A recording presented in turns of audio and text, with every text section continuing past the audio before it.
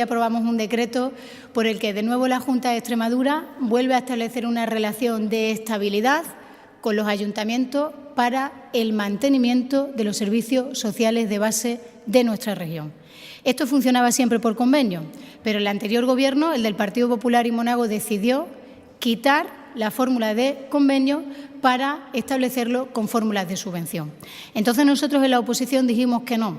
que los servicios sociales de base, los SIBO, que son la puerta de entrada de las dificultades de las familias, de los ciudadanos, de las debilidades por las que muchas familias pasan y tienen que dar a la puerta de lo público para que se les atienda, no podían estar al albur de un sistema de subvención que se encuentra por el camino otros obstáculos de otras índoles financieras, tributarias, que podrían poner en peligro el mantenimiento, la estabilidad y, por tanto, el asegurar que los servicios sociales de base de todos los ayuntamientos, independientemente de la situación financiera en la que se encontraran, estuvieran abiertos. Pues bien, este decreto, que cuando uno lo lee parece que es una cosa administrativa, nos da hoy la seguridad, no a la Junta de Extremadura, sino al conjunto de los ciudadanos, que en todos los ayuntamientos van a permanecer abiertos los servicios sociales de base, que insisto, y quiero reconocer desde aquí la labor de los trabajadores de los servicios sociales y las trabajadoras de Extremadura, porque esas son la verdadera puerta de entrada